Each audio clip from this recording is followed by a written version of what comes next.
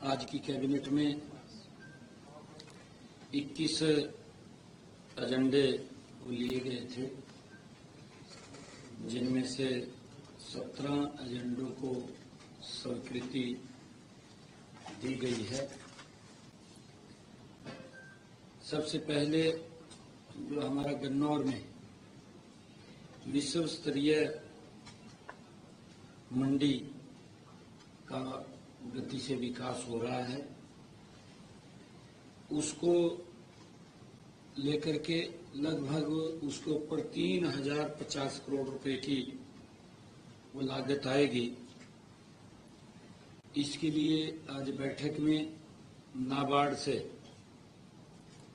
1850 करोड़ रुपए के ऋण की स्वीकृति जो राज्य सरकार की गारंटी के लिए मंजूरी दी गई है।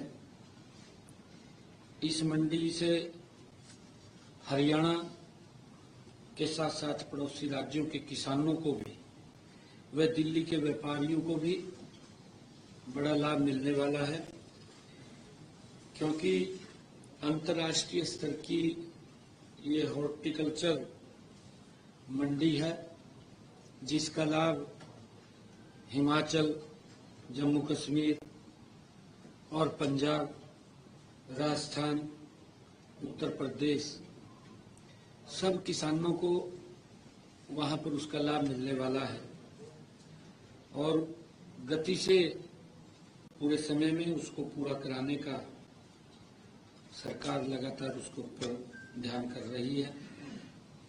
दूसरा जो विषय कि हमारे जो रास्ते उनके उपयोग के लिए, क्योंकि प्रदेश में निवेश को बढ़ावा देने के लिए रास्तों के उपयोग के लिए एक नीति को मंजूरी दी गई है। इस नीति के तहत आवासीय कॉलोनी, औद्योगिक कॉलोनी या कोई अन्य प्रोजेक्ट में सीवरेज की पाइपलाइन, पानी की पाइपलाइन, बिजली की कोई नीचे अंडरग्राउंड लाइन, गैस की पाइपलाइन जैसी सुविधाओं को विकसित करने में सहायता मिलेगी, उसको ये मंजूरी दी गई है ताकि उनका उपयोग कर सकें। तीसरा जो विषय था कि हमारे जो विधानसभा में जो पूर्व विधायक हैं, क्योंकि उनकी दुआई के लिए एक मुश्त जो हरियाणा विधानसभा सदस्यों को चिकित्सा सुविधाएं नियम 1988 में संशोधन को मंजूरी दी गई है और उसके तहत 60 वर्ष से अधिक आयु के पेंशनर्स को 10,000 रुपये प्रति माह की दर से चिकित्सा भत्ता वो मिलेगा, उसको मंजूरी दी गई है।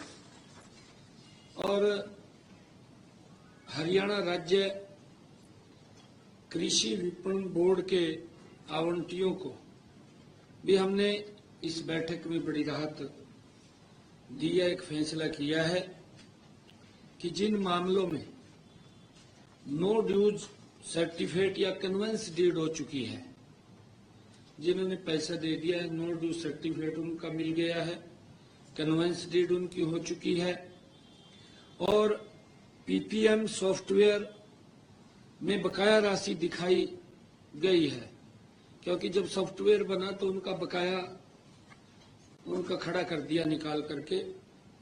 ऐसे आवंटियों को से केवल बकाया मूल राशि ही वसूली जाएगी। ब्याज और दंडात्मक ब्याज उसको पूर्ण रूप से माफ किया गया है। बकाया मूल राशि अधिसूचना की तिथि जब उसका अधिसूचित होगा, नोटिफिकेशन होगा, उसके 1 महीने के अंदर उसको जमा करानी होगी। निर्धारित समय के भीतर राशि जमा न कराए जाने पर विपणन बोर्ड उचित कार्रवाई कर सकता है, वो उसका हकदार है। एक विषय हमारा एग्रो माल्स को लेकर के अलॉटियों को भी एक बड़ी राहत वो सरकार ने दी है।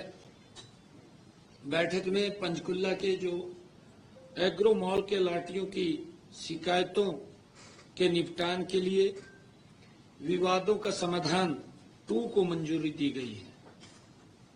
अलॉटियों को निर्धारित समय पर कब्जा न मिलने की स्थिति में भुगतान की गई राशि पर 7% वार्षिक ब्याज की दर से मुआवजा दिया जाएगा। मान ले किसी ने बुक कराया था, पैसा जमा कराया है और वो व्यक्ति अब वो शॉप नहीं लेना चाहता, जो अलॉट हुई थी वो लेना नहीं चाहता, तो उसको सरकार 7% ब्याज पे उसकी राशि को वापस करेगी।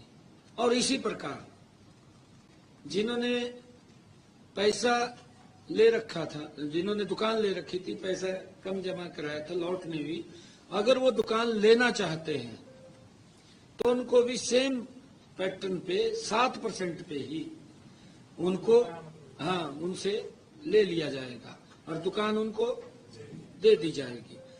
उसके अंदर बड़ी राहत ये दी है। साथ ही कब्जा करने की तिथि से लेकर वास्तविक भुगतान की प्राप्ति तक देय राशि की जो गणना है, विवादों का समाधान 2 नीति के प्रावधानों के अनुसार वो की जाएगी। ये आज के हमारे जो विषय थे।